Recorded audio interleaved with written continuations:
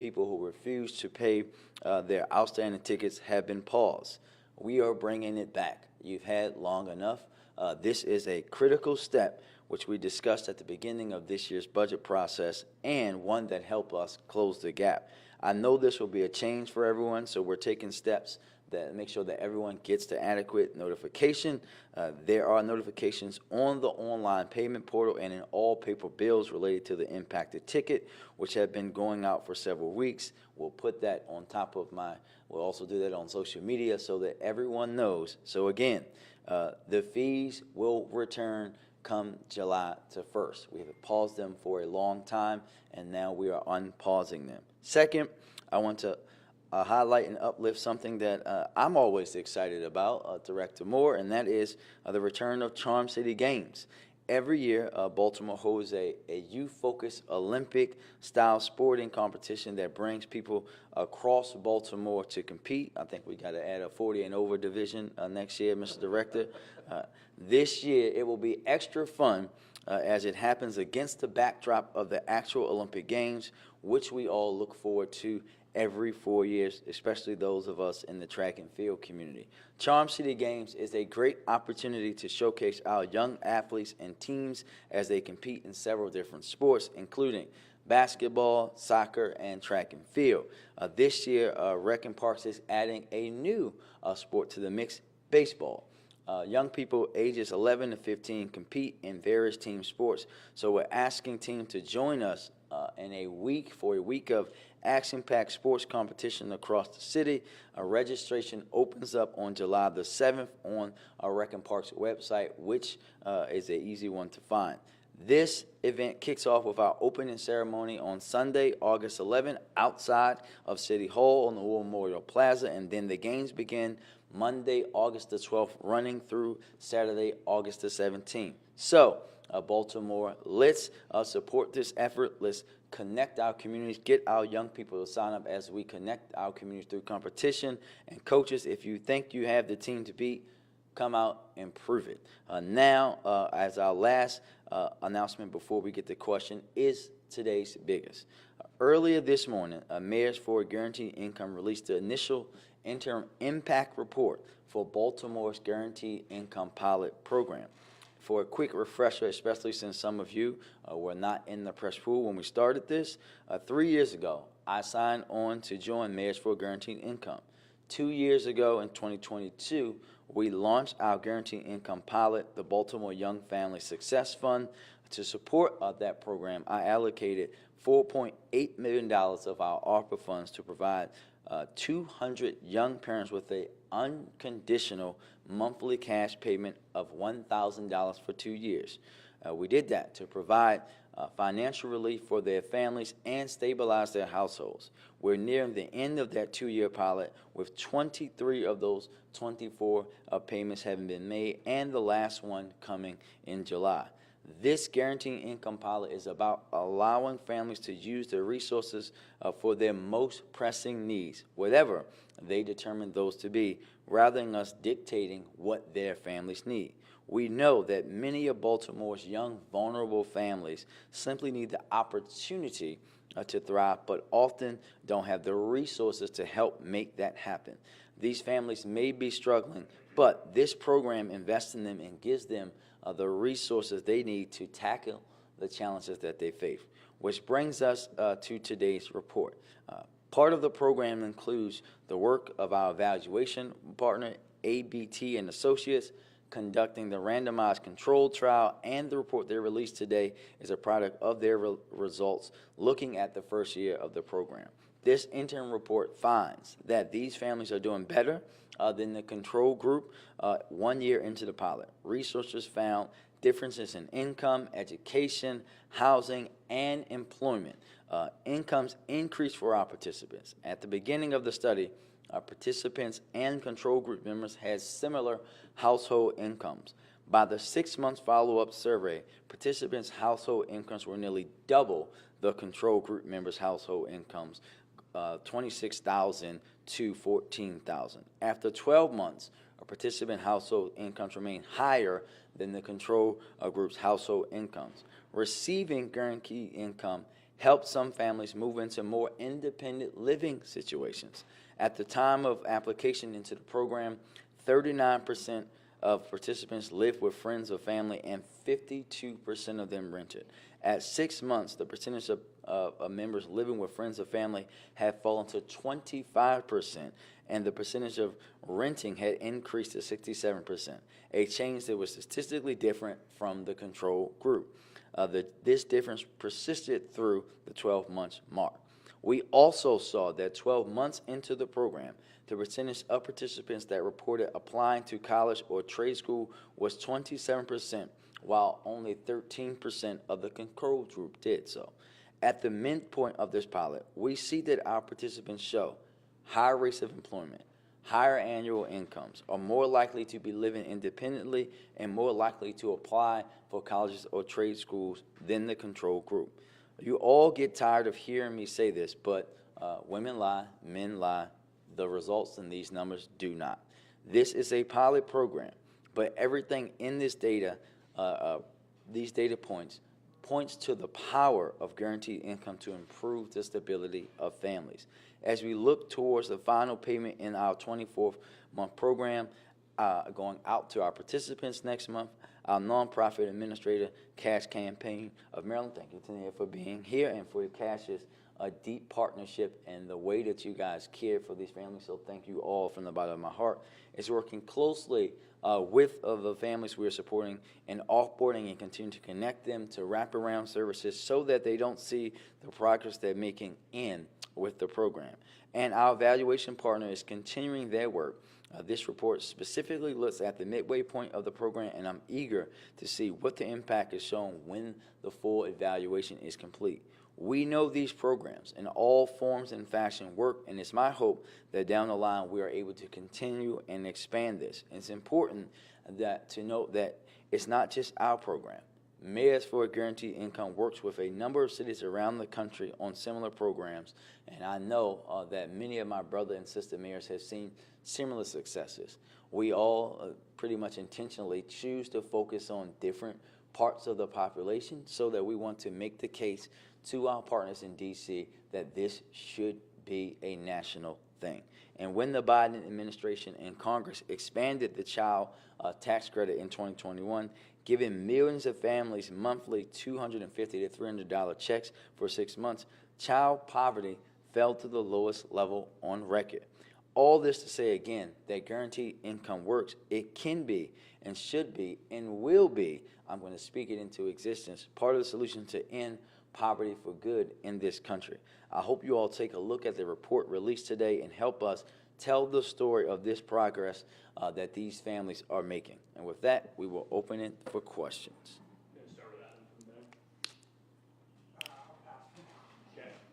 Did you say pass? That's fine. That's the first time ever. What would you say to skeptics of the program, and what is the outlook for making something like this longer lasting or maybe even permanent? I'd say what the skeptics should look at is the number. Tyler, you weren't here, in the fine news organization that you work for would never ask a question like that.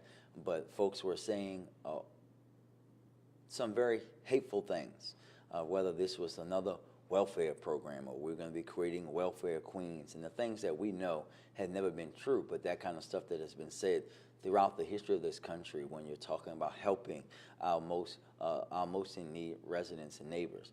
But I said then that I knew what the folks were going to spend it on. We knew that they were going to spend it on housing and food and transportation, the things that they need to be able to provide for their families. And you can see that in these numbers that they did just that. They didn't go out and blow this money. They went out and used it to help their families be in a better position.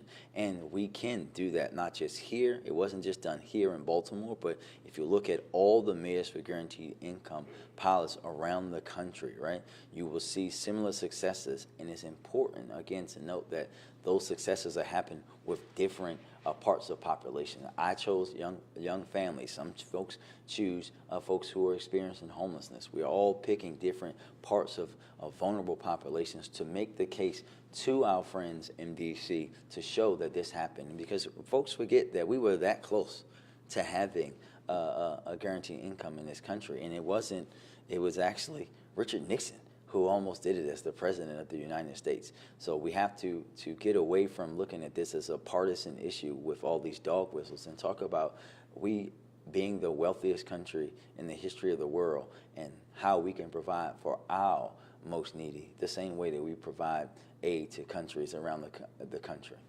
I mean, around the world, sorry. That's right. Unpass, Adam? After college.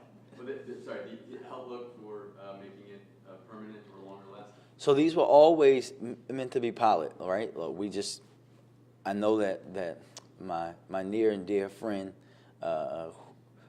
Mayor Tubbs would say that the point of this is for us to not have this all be on the backs of city governments. The point of this is to have the United States government, the government that leads the most powerful and wealthiest nation in the world, right?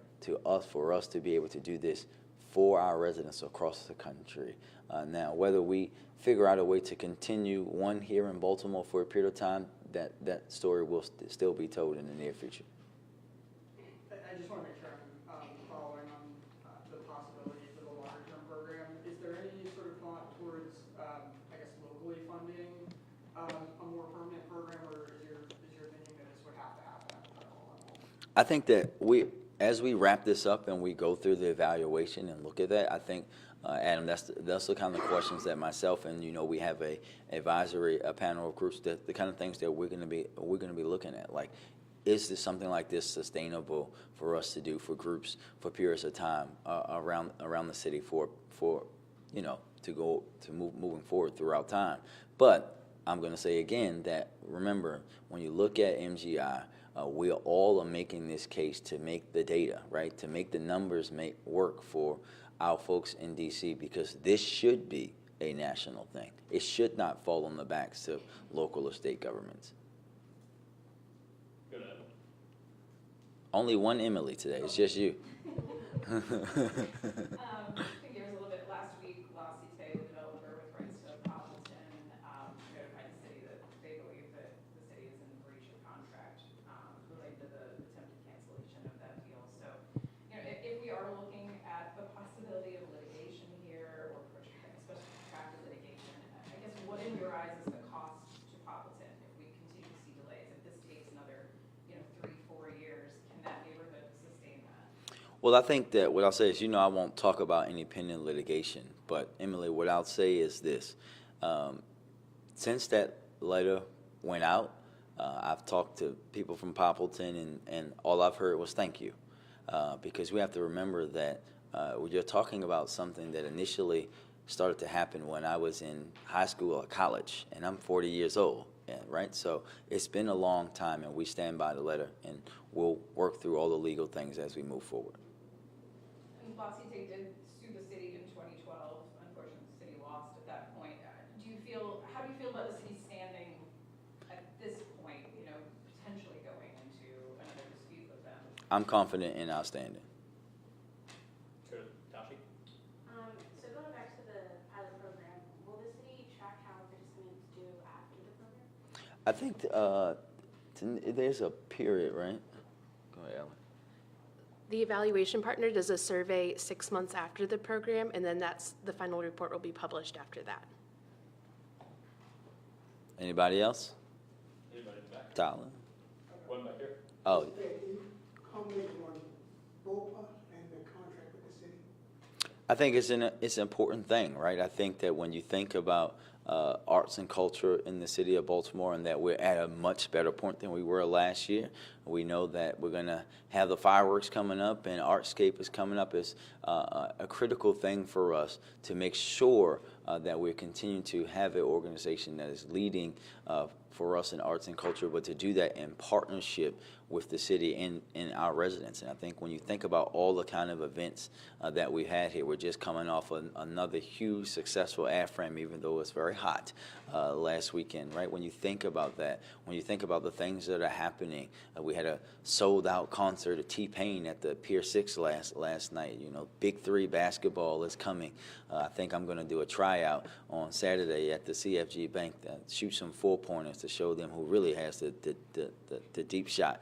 But we know the Orioles, despite our 5-game win streak, which we're going to get off of tonight, we're seeing so many people come into the city for events, right?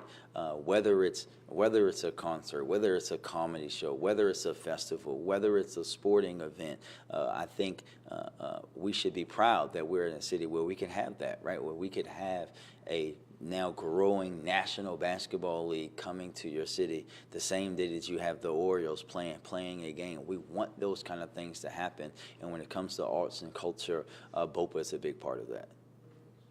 WMR Fox in the back.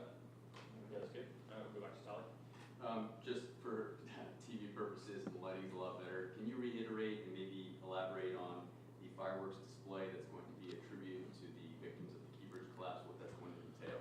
Well, we don't want to give away too many secrets of it's not just the fireworks, it's also the drone show.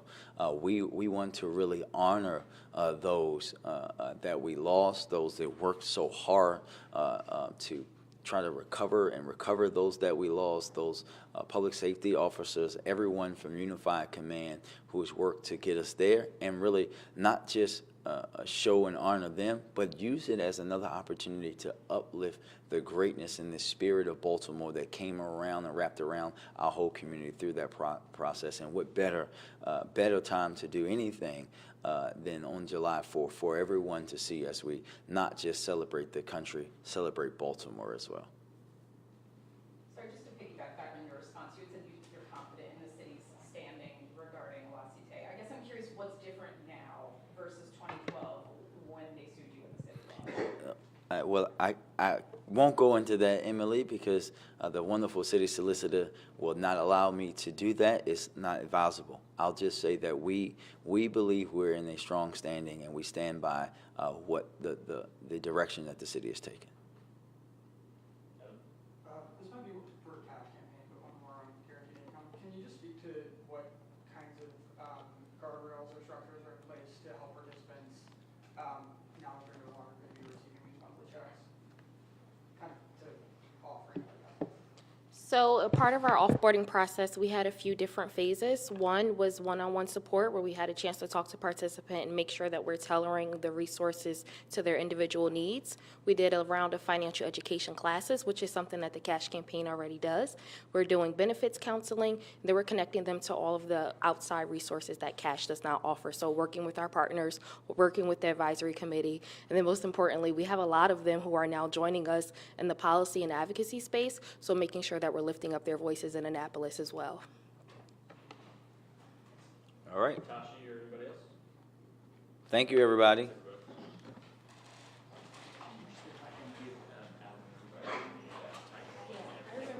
Great. I know he Yeah, let me check on what's needed. So I can get them to